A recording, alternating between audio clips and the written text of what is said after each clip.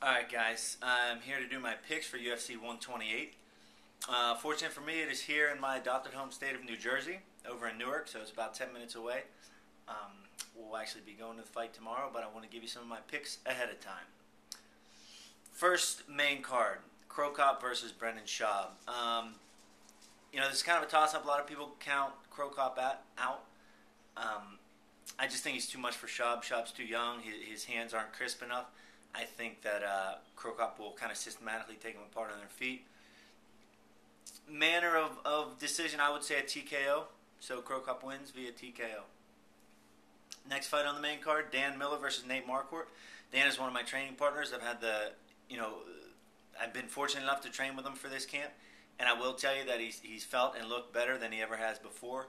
Stepping up on short notice to fight Marquardt is, it's a big task, but I'm going to pick the underdog here, not because he's my teammate, but because I'm really going to go with him here. A lot of people think Marquardt, will take this one pretty easily, but if you look at his fights, if you look at, the two fights he's lost, he's really gotten bullied, and Dan is someone who's not afraid to stand in there and bully someone, so for that reason, I'm going to go with Miller.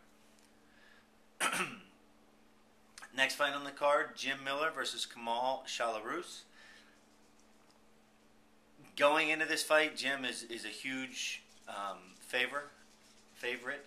Kamal is a tough fighter. He punches extremely hard. He's really raw. Jim is the exact opposite of really raw. He's got really great technique. He's not afraid to stand in there and bang. And I can tell you from personal experience as a training partner, if there's anybody to catch me in a submission, it is Jim. So I'm definitely going to go with Jim via submission in this fight against Kamal. Next fight on the card is Urijah Faber and Eddie Wineland. Both former champions, both trying to get back to the spotlight. I'm going to go with Urijah on this one. He's too much of a fireball. He just never stops. Yes, Eddie Wineland's got good hands. He's hit, he's knocked people down. He stated in a lot of his interviews that he's, rocked a lot of people. Urijah Faber went 5 rounds with Jose Aldo. Jose Aldo is far and above anybody else, pretty much, close to in MMA and striking. Uriah's going to use his strikes to set up his takedowns, and he's going to get Wineland on the ground. I'm going with Faber via TKO. And finally, Shogun versus the hype train Jon Jones. I respect all of the marketing and all the push behind Jones. He's absolutely incredible. However, I'm going with Shogun in this one. Shogun's weathered. He's been there. He's had battles. He's gone into deep waters. He's gone 5 rounds multiple times.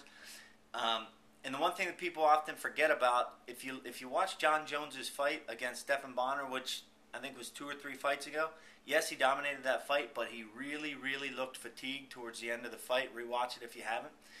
And for that reason, I'm going to go with Shogun.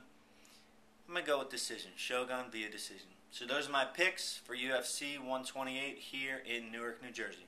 Thanks, guys.